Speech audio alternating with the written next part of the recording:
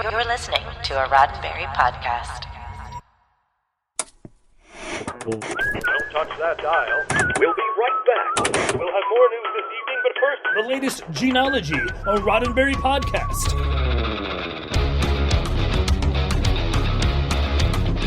Episode 71, The Actress.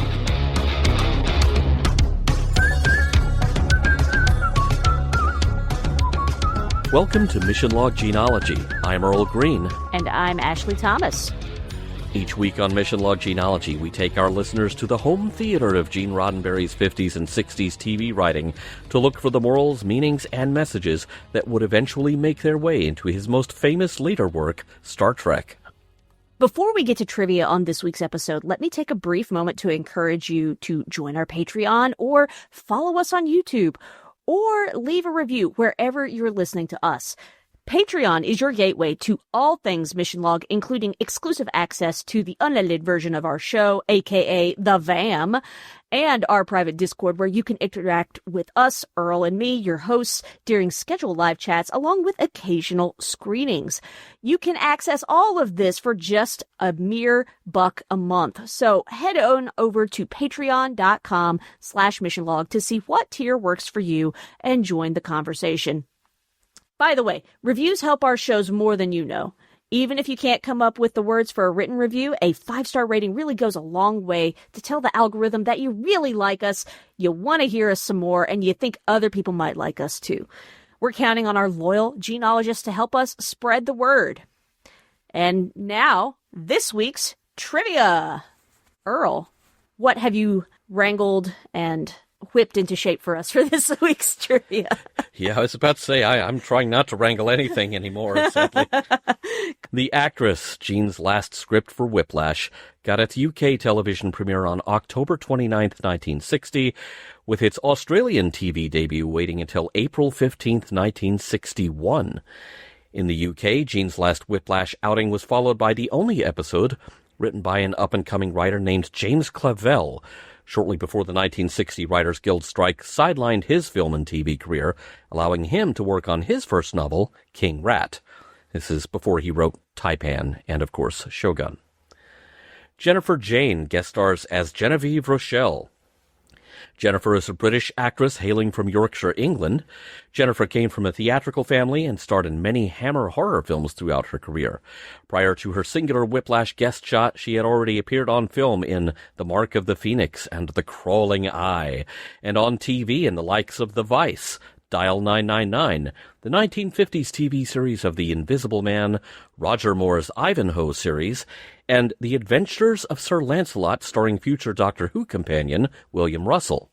Post-Whiplash, she would guest star again with Roger Moore on The Saint, also making guest appearances in Danger Man and Adamant Lives, about which you can hear more on the June 23rd, 2022 edition of Sci-Fi 5.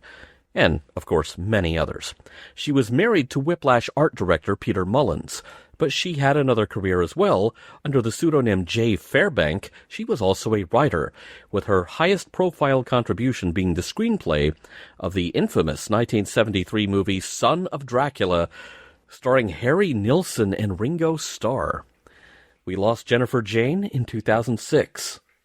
Lou Luton, guest starring here as Mike Upton, was in the very early days of a career that would see him become a familiar face to Australian TV viewers. This was also the first of 2 unrelated guest shots on Whiplash. Just before filming started on Whiplash, he had been in a television production of Wuthering Heights with another Whiplash guest star, Annette Andre of Episode in Bathurst fame, who described him as being strange, though they got along well. He became a fixture on the British soap opera Crossroads in the mid-60s and worked steadily in both the UK and Australia for many years. We lost Lou Luton in 2018. Prior to breaking into acting, Peter Carver spent the early 1950s teaching English at Caulfield Technical College in Melbourne, with IMDb showing his first credited TV appearance being the BBC's 6-part sci-fi serial Quatermass 2 in 1955. Peter made only one Whiplash appearance, and his IMDb entries are sporadic, so he may have been alternating acting with a teaching career or other work the whole time. His appearances on TV and film suddenly become much less frequent after 1971. Now, you remember that bit of trivia that Jennifer Jane was married to the British-born art director for Whiplash? One last bit of interesting Whiplash trivia before we leave this series behind. And this once again comes from the book Australian Westerns in the 50s by Durham Groves, is about that mysterious credit at the end of each episode, Town Site by courtesy of Savoy Corporation Limited, Sydney. It turns out that all of the location filming on the streets of the various mining towns, be they Bathurst or elsewhere, were done in a purpose-built 19th century-style mining town set, built outdoors to Peter Mullen's specifications. It took up one corner of a 139-acre parcel of land leased from Savoy Corporation, which was a property developer, among other things. A lot of the other outdoor filming was carried out on that land as well, which was about a mile away from Artranza Studios, where all the indoor filming was done. As much as possible, the town consisted of real buildings made with second-hand and recycled materials to make them seem suitably old and weathered. And because the local carpenters hired to build these buildings had plentiful experience building real houses, but no experience building theatrical sets, these buildings were built to last more by accident than by design, so some of it may still be there for all I know.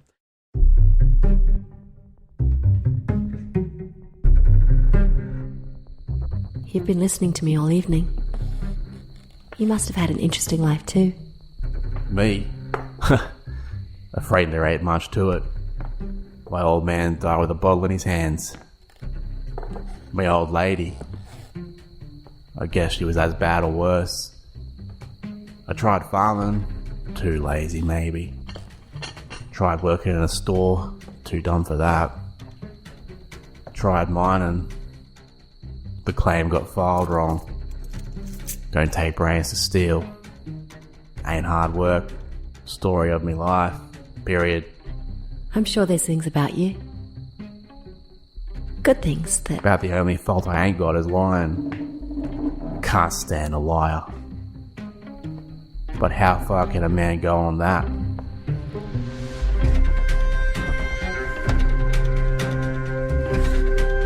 In the late 1850s, the Australian gold rush has brought American stage line operator Chris Cobb down under, establishing Australia's first stagecoach service, which brings him into contact with the local population and the adventures and danger inherent in the outback. Act 1. Christopher Cobb arrives into town to meet up with Clarice, a friend who's inherited a ranch. Hello, Clarice. But before he can get too far into greeting her, the miners present ask Chris what he's going to do about Mike Upton. Mike has been holding up stages on the westbound line. There's no gold shipment there, but he did hold up the passengers and rob them of their money and valuables. If Chris can't guarantee the westbound line, he can't guarantee the bullion route either. Chris has got a half dozen men on the search for Upton, but Upton is elusive. Chris needs to get a handle on things or he will stand to lose their business. Sorry, Clarice, he's going to have to head back out in the morning, cutting his visit short. But they've still got tonight. Who needs tomorrow? Let's go see a show. There's a traveling troupe of actors performing The Stockman's Daughter. Let's go. The play is a bit unrefined, but hey, it's not half bad. There's a bit too much commentary from the peanut gallery, though. From wolf whistles to an interrupting ram, bah! And then an interrupting audience member named Sam who just can't keep his opinions to himself. One of the other audience members calls him out and a brawl ensues. Talk about bringing down the house. It's a wonder the tent didn't come down too. The next morning, Chris joins the stage and its passengers, who happen to be the acting troupe from last night. As they travel along, introductions are made. Genevieve Rochelle, our leading lady, correctly ascertained that Chris is on the lookout for that highwayman, Mike Upton. In fact, Genevieve thinks it might actually be thrilling for Upton to hold them up. Romantic even, like a play. Chris disagrees. It's not romantic at all. These are ruffians that could do them some serious harm. Mr. Ashton, one of her fellow players, remarks that a highwayman like Upton might fit in well with their troupe. Rough on the road, taking in cheap meals and alcohol wherever possible. Genevieve rolls her eyes and tells Ashton that he's simply not a real artist and begins to wax philosophical about her personal artistic philosophy. Genevieve immerses herself in her stories and continues on, not realizing that Chris is a charter patron of the Royal Sydney Theatre. He's a bit highfalutin for the likes of them. Just then, the stage comes to a stop. There's a branch obstructing the road. Looks like it might be time for thrill and heroics and maybe bringing Mike Upton to justice. Chris jumps out with his rifle and leans into the rocks for cover, scanning the terrain. The driver joins him, rifle in hand. The coast seems clear, save for an unmanned horse in the distance. Chris tells the driver to move the logs and he'll provide cover. Unfortunately, that's when shots ring out, and the driver hits the deck, narrowly evading them. Mike Upton appears, gun trained on the stage. Everyone out! Line up! Turn out your pockets, and your handbags, and, well, everything else. Mike hates dishonesty, so don't even think about holding anything back. He does apologize to Genevieve, though. It's not often that he sees a fine-looking lady out here. It's a shame no one's got any tea, though. He could go for a cup.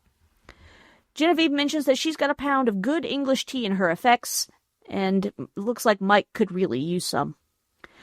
Mike cautions her not to be too nice to him, then tells the driver to get the tea, the ammunition, and the cash box from the stage. He shouts out a few more requests from the manifest as though he were dictating a grocery list. Talk about Instacart. Here it's Instacoach.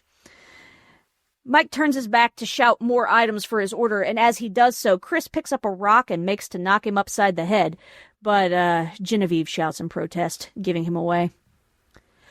Mike puts his gun back on Chris and asks him if his interest in this stage is worth a bullet in his gizzard. I don't know. Is 20 quid in supplies worth a rope around your neck? He asks. Mike says that Chris is lucky. Any other bushranger would have killed him. See, he's not like you said at all, says Genevieve. But before she can continue further, she gets caught in Mike's eyes. Genevieve thinks he's looking pretty makey-outy tonight. And oh man, Mike thinks she's looking pretty makey-outy tonight too. Mike's never met a girl like her, and she's coming with him. Go get on that horse back there, Ginny. Chris threatens him with a massive manhunt, especially with him taking a woman captive, but Mike thinks she's worth any threat he could name. Ginny goes with Mike, seemingly of her own volition. Act 2. The stage arrives back into town, but Chris isn't with them. He's left on horseback on his own to track down Mike and Genevieve. Meanwhile, Mike and Genevieve converse over dinner in Mike's hideout. Genevieve remarks that Mike must have had an exciting life, but not really, he says. Mike's father died of alcoholism. His mother wasn't any better, maybe worse. He tried farming, but maybe he was too lazy for that. He then tried mining, but his claim was filed wrong, and he lost everything. Stealing doesn't require too many brains, and so now he's here. Genevieve protests, saying there must be more to him than that, but Mike declines. Look, he says, when you ain't ever had nothing, and you're not likely to, when you're less than dirt under most people's feet, you've got to have that something. You see, a man's got to have something to hang his hat on. He's got to have the strongest grip or the broadest shoulders or a woman he can be proud of. Look, he picks up his gun and continues, every time I stand in front of a stagecoach, just right then and there for those few minutes, I've got something. Mike then reassures her that he means her no harm. It doesn't look good, him bringing her here like this, but all he really wants to do is talk to her. As the great philosopher Tom Jones said, she's a lady. Genevieve starts to respond, but Chris breaks in and rifle whips Mike upside the head. Mike's down for the count. Chris then advises Genevieve to enjoy her supper because it's a long ride back, but instead she goes to check on Mike. Act 3. Meanwhile, the Miner boys are back in town and they're ready to go round up Mike Upton. They've got a noose with his name on it. Elsewhere, Chris, Genevieve, and Mike are on the road back, taking a pit stop for some water for themselves and the horses. Genevieve offers her handkerchief to Mike, tells him to dab some water on it, then lay it on his face where it hurts. He's been given a pretty good shiner from that rifle butt to the head. Mike starts to protest because it's a very fancy handkerchief, but Genevieve angrily cuts him off. Just stop protesting and do it. Yes, ma'am. She takes the handkerchief and does it herself, gently pressing it to Mike's face. But Even so, she stops herself and angrily tells Mike not to look at her like that. She's no more a lady than that horse he's riding. She's just a tuppenny actress in a flea-bitten road company. You think your folks are bad? But they look downright classy next to hers. She can match Mike knock for knock on empty bellies and rags ever since she could remember. She knows how it feels to be nothing. She found out exactly who she was when she was on the run from a beating once and wandered into the nicer part of town. Nice houses, nice clothes, nice way of talking. And she knew it then. They were everything that she was not. She then decided to give herself a new origin story. She's really a quality girl from a good family, but her things had gotten stolen along the way. The irony of a scrawny little girl telling everyone with her gutter language was really lost on her. But she managed to convince enough folks that she was able to claw her way up just a little bit. Maybe she's not a good actress, but she is a good liar. When she's up there, saying her piece, doing those lines, she's just like Mike is with his stagecoaches. Just for a minute. Ginny Rochelle's not Ginny from the block. She's got that something he talks about, too. But before she can elaborate further, the group of miners ride up into view, toting that hangman's noose for Mike. They better think up a plan, and fast. Chris thinks Mike probably deserves to be in prison, but not the noose. Chris gives Mike and Genevieve a scene set up for the most high-stakes improv performance of their lives. They're the Carters, ranchers. They just met with Chris at the watering hole. Genevieve protests as these men have seen her perform, though they've never seen Mike. Chris tells Genevieve to get rid of those bows and frills. Also, let your hair down, get your makeup off, and add some dirt. She protests, but Chris reminds her that she's an actress and damn it, she better act. Otherwise, instead of performance, she'll be watching a lynching. The posse rides up, grabs Mike, and begins prepping the nearest tree for an execution. Chris tries to stop them. You really think this is Mike Upton? Sure, he fits the description, but have any of you seen Upton to know what he looks like? Well, no, but Mike tells him how he's Eddie Carter, a rancher. But hey, if you don't believe me, ask my wife over there. Leaning back into her roots, Genevieve becomes Ginny from the block. They better let her man go or she'll have the constables on him. But one of the mob recognizes her. She's an actress. Ginny looks back at Chris. What kind of trick is this? And she slaps the man across the face. Actress! And she turns on Eddie Carter. You gonna stand there and let him call your old woman a painted hip-swinging Sheila? But they got guns, honey, Mike/Eddie protests. And you've not got the nature for that, have you? You won't even butcher a roo that's trampling my garden. It's what I've always said. Should have married a proper man. Always whining, back aches, the ground's too hard, the seed's bad. She's had to push him every step. And what did she give up? She's the youngest daughter of one of the proudest farmers in New South Wales. Oh, she looked so good back then.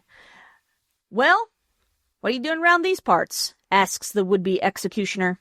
With tears, she explains that they lost their baby. Why else would they be leaving the place during planting season? Baby wasn't even a year old. A man and a woman on their way to buy their baby son a coffin. Not that any of them would care. They want to add to her grief by killing her man, too? Go ahead, do it. Hang him. She's got nothing left to live for now anyway. Ginny dissolves into tears and collapses to the ground. If it was up to me today, I'd hang you, son, says one of the would-be executioners. But one show a day is enough for me. He lets them go and leaves Chris to it, shaking his hand and telling him he'll see him on Monday for a bullion shipment. They leave, and Mike goes to Genevieve. Are you all right? Of course I'm all right, she says. I just gave the performance of my life. And Mike's life, truly. Let no one say she can't act to save her life or anyone else's for that matter. She had them by the heart. She asks Chris if he'll give her a letter to the theater. Just a small part, just to start. Chris agrees and tells her to get ready. He needs to talk to Mike.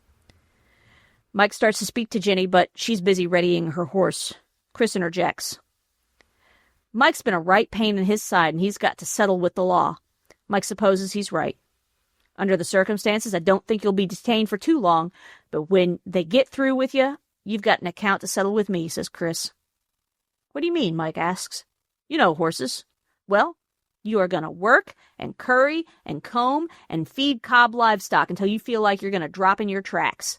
And then you're going to do it some more. You'll pay back every cent you owe Cobb and Company. Yes, sir, says Mike, but his eyes are on Ginny. I know you won't believe it, but there are other Ginnies in the world, says Chris, but Mike insists that he never wants to get serious with another woman again. And off they ride into the distance. The end. Very well done, Ashley, and I am totally here for all of your pop culture references, including "She's a lady! Whoa, whoa, whoa, she's a lady!" Yeah, that's a banger, you know. I do love that song. It's an evergreen for a reason. Hey, yeah, it works. It works. So, but yeah, I don't know. I tend to think in song lyrics or obscure TV and film references. So Guilty as charged. Yeah. This is why you're my brother, Earl. Like, seriously. Our brains work the same. Okay, so things that are not as evergreen as Tom Jones, unfortunately. Okay, that opening scroll, because each episode of Whiplash starts with an opening text scroll, you know, kind of like it's a Star Wars movie or something. Yeah. They gave us an it apostrophe S that should have just been it's in that opening scroll, and I was just like, English major OCD increasing. I missed that one, but the showman, or what is it? Check the notes. The showman's daughter, or the what was it? The name of the play. Right. Stockman's daughter. They didn't have an apostrophe on the sign. Bro. They're just having an apostrophe catastrophe this week. They truly are. No one did spell check on this episode. Yeah, I don't think you had that in 61. You just had to wing it and no. You know the rules of grammar and punctuation, but maybe that's just me. How about that? Now, one thing I did find interesting about the opening scroll is that it mentioned Australian actress Judith Anderson. This was Dame Judith Anderson, who would go on to play the Vulcan High Priestess who restored Spock's Katra in Star Trek III. Oh, okay. It wasn't a name I recognized readily, so good catch there. I thought the name looked familiar, and I was like, surely that can't be the same one. Oh, it's the same one. So there's your out-of-left-field Star Trek connection from this 1960 episode of Whiplash. How about that? Also, this was me being today years old when I learned that Errol Flynn was Australian. Oh, really? Didn't know that? Okay. I did not know that. Although I honestly know his name, but I don't know that I've ever seen an Errol Flynn movie. Okay, now Cobb says to Clarice, and what happens to Clarice? We ditch her really early in this story. You know, I felt bad for Clarice. It's like, this girl, she owns her own ranch. She seems really cool. She's buddies with Chris. You're only here as a plot device for me to come to this town. So I'm like, but, you know, couldn't resist saying, hello, Clarice, in the recap. We'll get some fava beans. And a nice Chianti. But Chris says to Clarice, oh, they ought to pass a law against women inheriting ranches. And I'm like, back up, buddy. It's like, bro, I see that you are saying that in jest, but I don't like it. Yeah, Maggie O'Banion and Helen McQueen and Flo Clemens, original Formula Flo, not Flory, would all like a word. Yeah. I wasn't expecting Cobb to out-ick Pitcairn on anything, but I do declare it's finally happened. I do declare he done it in that one line. I was like, bro, seriously, stop broing right now. In the script, Clarice is Clarice. In the show, I couldn't tell if it was Clarice or Claire, which is kind of... He says Claire, okay, but she's credited as Clarice in the end credits. Okay, this is why I defaulted to what the script was saying. There are some minor differences in her exchange with Cobb when he arrives, but in both script and show, it's really flirty. It sounds like someone's getting the corn now, and they're getting the Cobb later.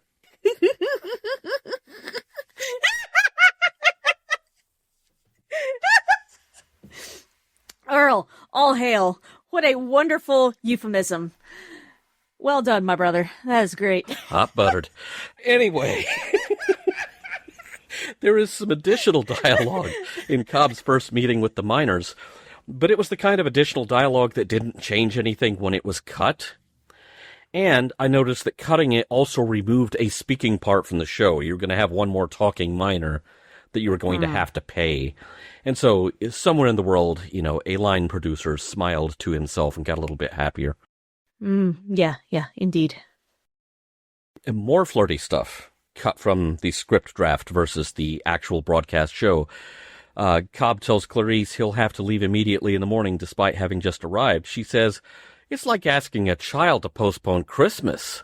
To which Cobb says, "The present Kris Kringle has for you, it'll be worth waiting for." Oh, damn. Okay. So, obviously, Santa's bringing her the entire box set of A&E's biography. Whew. Was it episode in Bathurst? Sarong, where the postmaster says, "Kris, you have a reputation with the ladies." We were unclear just what kind of reputation he had. It's this one. It's this one. It's this one. It's like a Kirk style reputation. Oh, baby. Yeah. Once again, perhaps less serious than with last week's episode, but that one little difference in dialogue, there is a whole world of difference in intent. Yeah. Whew. Now, that crowd in that tent watching that performance of the Stockman's daughter, tough room. Oh, man, there is absolutely nothing worse than being on stage or being behind the mic and either people are not paying attention to you or not taking you seriously. It is awful. Yeah, the audience shouldn't be deciding that it's audience participation night. No.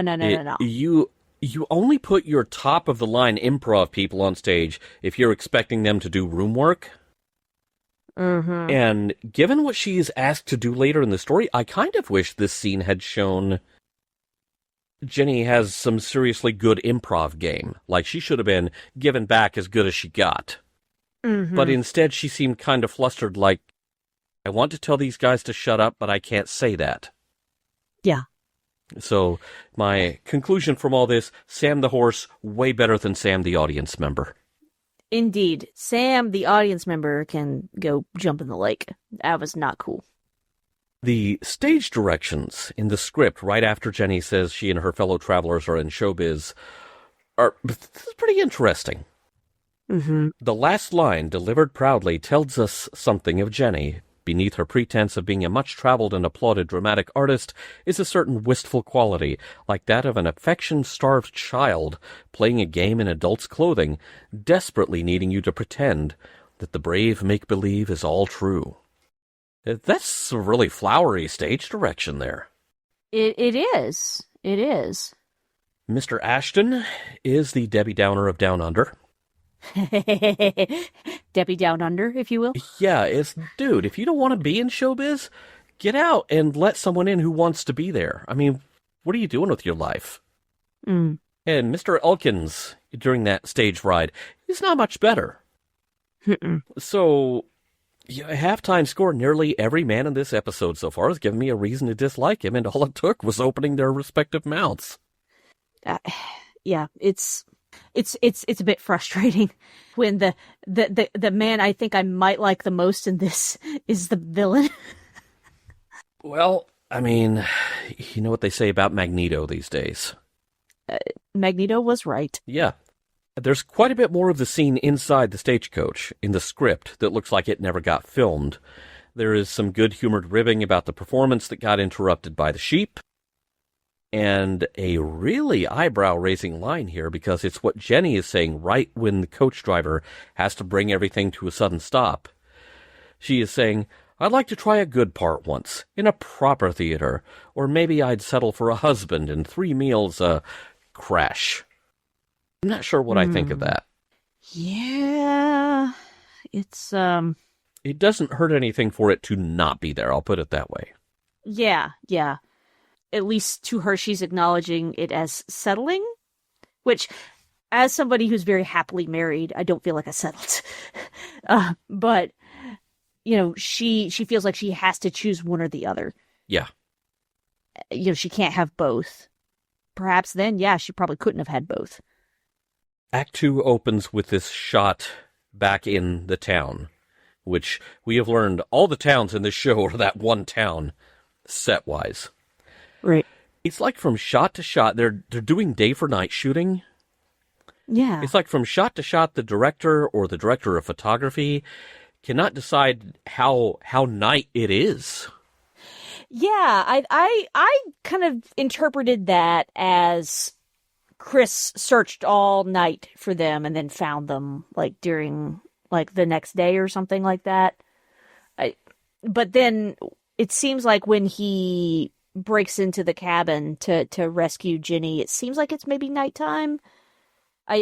Yeah, you're right. It is a little unclear. Now that I have thought about it for more than 2 seconds. So the cinematography is kind of clumsy because it's like, oh, it's really dark. It's really murky. Oh, no, now it's less dark. Oh, now it's really dark. And you really can't see anything. Yeah. It stuck out as being inconsistent and kind of took me out of the story a little bit. Yeah, it did me as well. And maybe it could work if you think about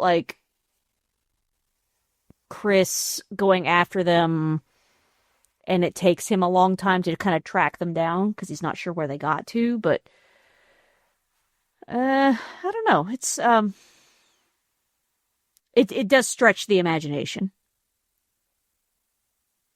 Now, in the scene where Jenny and Mike Upton are talking in the cabin, before he starts talking about his family, there's some dialogue in the script, primarily about her theater experience, and all it does is point to a class difference that I feel like surely the audience has already sussed out here. Sure. And worse yet, it makes it seem like she can't read the room. And I don't think that would have helped her character seem sympathetic. Right. I do like the line, I just want to talk to you, that's all. It's like, this is a stick-up. You're my therapist now. Man, kind of broke my heart listening to Mike's upbringing and the tragedies he's faced. It's like, it's a vicious cycle of poverty, and he feels like he doesn't really have any other options. Yeah. Yeah, I maybe got just, especially with the scene that Jenny improvises later to convince everyone that this is Carter and this is not Mike Upton. Then I started feeling like, oh wow, we're following him. He's being followed. Yeah. Also caught the use of the name Carter. We get a repeat of a Carter. Yeah. Yep. And by the way, I feel like they left a perfectly good episode title on the table here, because you easily could have called this Get Carter. Get Carter. I was going to say the almost hanging of Eddie Carter. Yeah. / Mike Upton. But yeah, it's hard to hear that, and I'll talk more about it in discussion, because there's something else I watched recently where you have a similar discussion about the vicious cycle of poverty. Yeah. And crime, but it makes you more sympathetic to Mike. You see how he got there. It wasn't just that he's some scoundrel up to no good. He's just trying to survive. Yeah, and I appreciate, and we'll get into this in discussion more, I feel like we have fixated very early on what discussion is going to be for this show. Yeah. I appreciate that Cobb is trying to give him a hand up out of that cycle. Mm-hmm. Thank you, Cobb. Thank you for that. Yeah.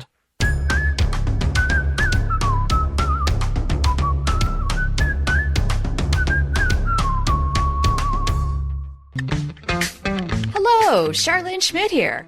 You might know me as the co-host of Mission Log Prodigy, but did you know that I also make handcrafted soap? I do! Head over to boldbubbles.com, where you'll see a selection of designs inspired by the Star Trek universe. Tempt your flesh with the hues of the Borg, or scrub with Janeway's Coffee Nebula. As a Roddenberry Podcast listener, save 15% on your order with code Roddenberry at checkout. Live long and clean boldly with Bold Bubbles.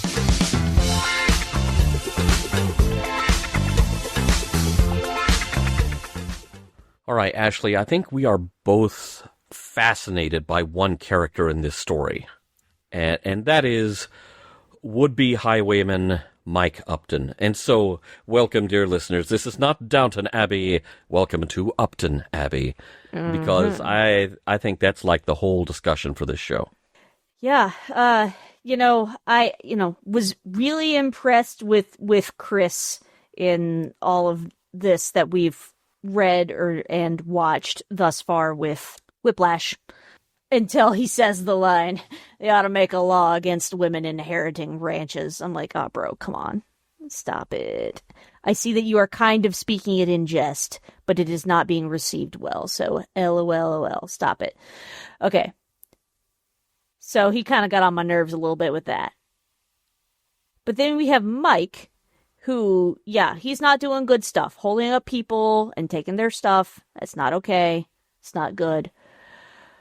But when you find out how he got there, that's where you get a little more nuance with this discussion. And I'm thinking a lot, and you know more about this than I do, but thinking a lot about Gene's experience as a police officer. Yes. And I don't remember who said it, but when you're a police officer, you don't have the benefit of meeting people when they're at their best. Mm-hmm. So I'm thinking about Mike and the choices he made and how he arrived at his profession of highwayman. So would love to hear what you've got to say about that, Earl. In that scene in the cabin, Mike is unloading his life story on Jenny. And he talks about the hard life he's lived, and she says, "Well, I don't believe that's all. There must be a lot of things you haven't told me."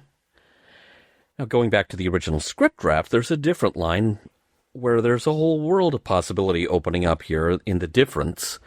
In the script, Jenny says, "I'm sure there's things about you, good things that," and then she gets interrupted again. I feel like what is hanging in between the script draft and the final broadcast waiting to happen, except that it never really explicitly does, is a conversation about empathy. Mm-hmm. Boy, is that a wild topic to bring up in 2025 when we have government-adjacent public figures talking about empathy in terms of being a weakness that's being weaponized. That's funny because I thought that empathy was kind of a superpower and something that is not widespread enough to be weaponized. Thank you very much. If anything, the lack of empathy is what has been weaponized. But hey, that's about now. That's not about then, either the then depicted in the show or the then in which the show was produced. Now I'm going to go norm here for just a second and quote the Merriam-Webster Online Dictionary definition of empathy. The action of understanding, being aware of, being sensitive to, and vicariously experiencing the feelings, thoughts, and experience of another. Also the capacity for undertaking that action. In other words, walking a mile in someone else's shoes, understanding how someone else feels, and in this case, with Mike Upton, understanding how someone's experiences, their lived experiences, have shaped their responses and their worldview. Now, Mike has quite a reputation, and in the stagecoach conversation with Jenny, Cobb makes it clear at that point, he is not inclined to look upon anyone with Upton's reputation for being a robber with any mercy or any grace. But this changes largely because of Jenny. She shows Mike a lot more empathy than Cobb is willing to do at first, and that begins to change the whole equation. As Cobb finally admits, he's more comfortable with Mike serving time than with seeing him hang. Cobb is presented with some new evidence, some new information, perhaps the chief piece of evidence being that Jenny has come to no harm. And having taken on this new evidence, Cobb rethinks his position. As Peter Capaldi's doctor says in Doctor Who, thinking is just a fancy word for changing your mind. Cobb changes his mind after taking on new evidence. And the flip side of that equation is Dodson, Peter Carver's character. Dodson won't change his mind, and the fact that he is completely intractable there necessitates, well, I was going to call it a lot of tap dancing, but it's really a whole show on the spot. Right. It's here that I feel like the script is kind of at its weakest, because I laughed out loud at the line, "You claim you're an actress? Then act, woman." Gene, you have met a few actors already, haven't you? Right. For Jenny to pull this off with no prep, seems like this should have been bookended at the beginning of the show by showing her to be far more capable in the improv department than she was. Mm. She should have been able to do some room work, calm down the rowdy crowd, and bend things back toward the show that they were trying to perform, rather than seeming flustered. But again, I appreciate that Cobb recognizes, okay, Mike Upton has been dealt a series of really bad hands. Another really interesting difference between script and show is in the show, Mike says his attempt to be a minor, the claim was filed wrong. In the script, it explicitly says, "I filed my claim wrong," which kind of makes Mike sound like a screw-up. I like the revised version of that line, because this makes it seem like, okay, this is one more thing that has happened to him that has piled onto him. Right. And rather than saying, oh, well, I screwed up, so now I will turn to crime. So, good change there. I think most of the changes between script and show were necessary. Yeah. In this case. Yeah. Yeah, and that definitely works well, because it shows you that this is just one more thing that was outside of Mike's control. Yeah. He can't change who his parents are. He can't change how they were. I'm not advocating for, okay, you've had a bunch of bad days at the office. Next option, crime. Yeah. No, that's not what I'm saying at all. No. But I appreciate that Cobb is like, okay, this guy needs someone to extend a hand and pull him up out of the cycle. Right. I like that a lot, and I feel like, as you pointed out, we're in the same brain this week. This feels like something that Gene probably witnessed or experienced in his days as a policeman. Mm. That he ran into a lot of people who had had that series of bad days, and maybe they were trying to shoplift a loaf of bread, baby formula, or something, and he's just like, the law dictates that I should bust you for this, but let's do a secret third thing, and it's like, here's $1, get some baby formula. We're talking like 1950s here. Yeah. So yeah, it was $1. Right. Right. Let me help you, because I realize that prosecuting you to the full extent of the law is not going to help. It is going to make things worse. Yeah. And so let me extend you this grace and pull you up out of that cycle. And this feels like he also worked that thinking into this story. Yeah. So while, yes, Cobb did get off on a bad foot right at the beginning of the show with that line to Clarice that we both flagged down and were like, yeah, hey, buddy. Mm-hmm. This script feels like a whole lot of Gene Roddenberry. Yes. This whole discussion of how Mike got to where he is very Gene. It's him understanding people in poverty, in bad circumstances, do not always make the best decisions, and it's not because they're bad people. It's because they feel like they don't have another choice. Yeah, and I'm a little too well acquainted with that status. And yeah, you do start making decisions that are like, well, crap, I'm a caged animal. And I've got to get out of this any way I can that does the least harm to everyone involved. But sadly, someone somewhere is probably going to look at it and say, oh, that's crime. Well, you can look at it that way, or you can say, okay, this is a situation that needs remediation, not punishment. Right.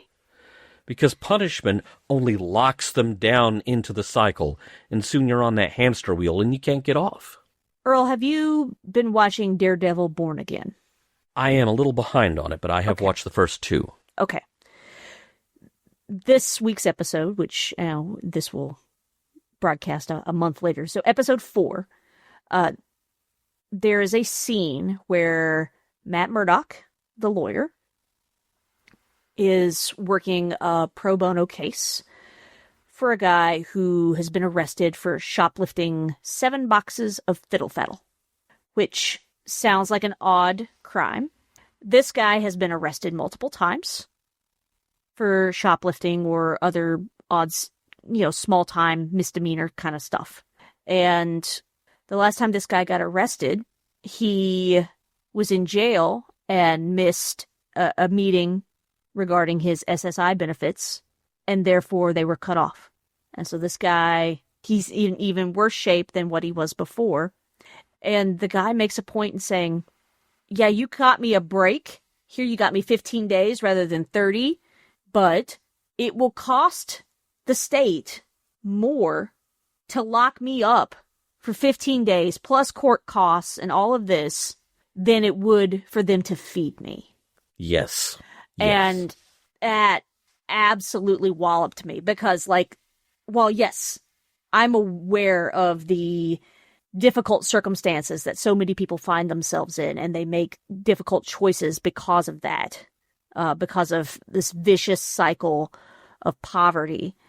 But the thing that kind of got me kind of annoyed with this guy that Matt is working with was, Matt's, for those of you who have not read or watched a Daredevil show or read a Daredevil comic, Daredevil is blind. And so this guy he's like, oh, I got the blind lawyer. And I'm like, bro, stop. You don't get after somebody because they are disabled in some way. You don't, and he just keeps going on, or oh, how can you see what's going on? And making comments like that, at the beginning of the episode. And then finally, when you get the resolution of, oh, I see how this guy got here. It took me from, I'm really mad about this guy for being ableist, to, I pity this man because he has been dealt a bad hand and can't get out of this vicious cycle. And so that being very fresh in my mind, having watched the episode yesterday before I recorded a podcast about it, just hit me like a ton of bricks, thinking about Mike's story and how he's trying. He's been dealt a bad hand. He can't seem to get out of it. And so what does he do? Well, I can sure as hell rob people. And I'm pretty good at that. I get up there and I feel like I got something. I've got something going for me. His whole job is dropping that tree branch in the middle of the path, and, that's his branch office. Yeah, truly. I will just bottle up my end of this by saying that the world needs more empathy, not less. Amen. Anyone claiming empathy is a bad thing is someone who sees it as an obstacle to their plans to divide rather than unite. And yes, we're talking about now again, sorry. It's up to those of us who are capable of empathy to prove such people wrong.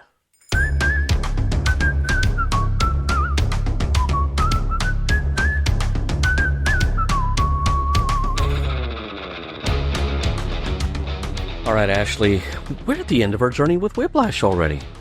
That was a breeze. We were immersed in Wrangler for months, it felt like, and then we've been in Have Gun Will Travel for ages. I was expecting a lot longer for Whiplash. Yeah, I kind of wish Gene had written more of this because it seemed like he was getting some really good licks in here. First going into this, I wasn't sure if this was just an adventure yarn with nothing to say, but then we got to that scene that makes you, or really series of scenes, that makes you kind of ponder on, it's a coin of phrase, the quality of mercy and the necessity of empathy. It's hard to break out of a bad cycle without someone else giving you a break. And so I definitely think the takeaway from the actress is getting the audience to think about empathy. And again, I feel like this reflects Gene's thinking from having been a policeman, which is a line of work where you're basically guaranteed to run into folks whose actions may technically be violating the law, but those actions are born out of self-preservation or desperate necessity because the social safety nets have let somebody fall through the cracks. And by the way, audience in 2025, that does not mean that the social safety nets shouldn't be there. It means you should strengthen them. So this is the fourth really decent script in a row for Whiplash here. I wish we had gotten more out of Gene for this show. I understand that the production of Whiplash was not a fun time for anyone, that there were problems. They had to completely stop for a while and retool the production methodology of the show. But this joins Episode at Bathurst and Sarong and Dutchman's Reef as essential Gene-ology viewing I would recommend to anyone who's been following our podcast. Absolutely. Absolutely. You know, Earl, one of my all-time favorite TV shows and my all-time favorite animated series is a show from the early mid-90s that Disney put out called Gargoyles. Gargoyles came to me at a time where I really needed it. I have credited it, and I once tweeted this several years ago to Gargoyles creator Greg Wiseman, who's also the guy behind Young Justice. I tweeted it to Greg and said, Gargoyles is at least 50% of the reason I have 2 English degrees. And he replied to me and said, I can't ask for anything better than that. It's very smart. I will go on record and say I think this is the best and smartest thing that Disney has ever produced. Period. Full stop. But the thing that I really took away from Gargoyles, besides it being extremely literary, was that, you know, that show premiered in 1994. I was 9 years old. It gave me a deep, inherent sense of what is justice and what is compassion and what does it mean to really care about and love the people in your circle and under your protection. There's an episode in season 2 called Eye of the Beholder. I like this episode because, one, it's a Halloween episode, and so that's kind of fun. One of the characters, Fox, she has gotten hold of a magical relic called the Eye of Odin, which Eye of Odin comes into play later in the series as well. Whoever wears the Eye of Odin, it imbues power to them, and it changes based on who is wearing it. Fox, she turns into like kind of a werewolf type creature, a wild, like scary were-fox type creature. Fox is the significant other of David Xanatos, who is voiced by Jonathan Frakes, who basically looks like evil Jonathan Frakes with a ponytail. Anyway, at the end of the episode, Goliath, the lead gargoyle, and Elisa, who's their human policewoman friend, Goliath and Elisa have rescued Fox. And Xanatos, who's been at odds with Goliath, he says, "So now you know my weakness." Goliath says to him, "Only you would regard love as a weakness." 9-year-old me sat with that for a while, because I grew up in a culture where there were many things that occurred in my life where I felt like I could not adequately express my emotions, which is bad when, that's just bad. People need space to be able to freely express their emotions and feelings. I have really big feels all the time. And I felt like if I expressed them, they would either be too much for everybody to handle, or they would be unreciprocated. Because I don't know how to not care about people. I don't know how not to love people halfway. Because I can't do that. And so I'm wrestling with this line because as someone who has a lot of big feels and doesn't know how to love halfway, I also felt like, yeah, if you tell somebody you love them, they can hurt you with it. And so I wrestled with that for a long time. There's another line in the show that I had all but forgotten about, but thank you, Internet Movie Database. Goliath at one point in the episode says to Elisa, "You could have been hurt. I should have been with you." Elisa says, "But you can't. Any more than I can be here guarding you all day long. Everyone's vulnerable, Goliath, but it helps knowing someone cares." And the reality is we have a lot of people who think they are invulnerable, but they're not. No one is totally invulnerable. But if you know you've got people in your corner that care about you, and here, this is not even just having people in your corner. There's some sort of structure in place to help those who don't have somebody in their corner. I've been really blessed to have people in my corner most of my life. Not everyone can say that. So yeah, you can lean on your friends, you can lean on your family, but what if you don't have friends? What if you don't have family? What if you are a guy like Mike Upton, whose parents were alcoholics and didn't give him the support that he needed? Well, he's trying his hand at other things and it's not working out. Or the system gets something wrong. They filed his claim wrong. What's a guy to do? I think that the moral meeting message of this episode is love is not a weakness. Yeah, and people do deserve a second chance. Yeah. Not a history buff. I don't know what social situations were like back then in terms of societal structures. And plus, we're also talking Austria, UK, US it's some combo of those three. Those are going to be really different social structures of what kind of support systems are available and things like that. But it shows how easy it is for folks to slip through the cracks. It doesn't matter where you're at. Yeah. And the one thing that does seem to be universal is there's always a posse waiting with the rope. Yeah. That's not helping. It's not helping. But what does help here is, Chris is telling Mike that, you should answer for what you did because that wasn't right. But it sounds like he's going to give Mike the hand up that he's needed.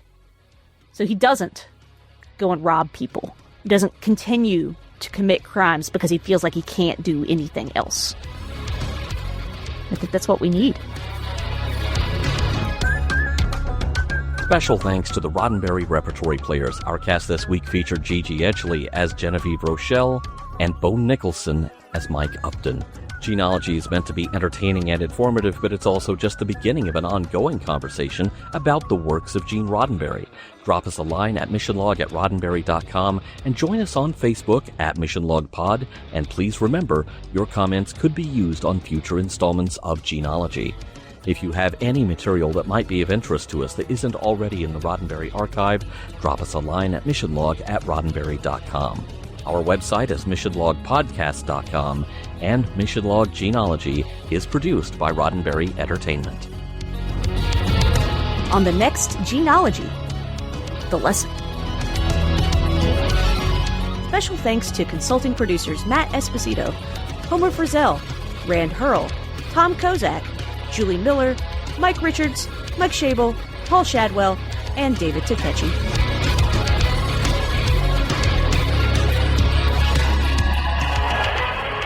We'll be back next week with more of your favorite programs. This concludes our broadcast day.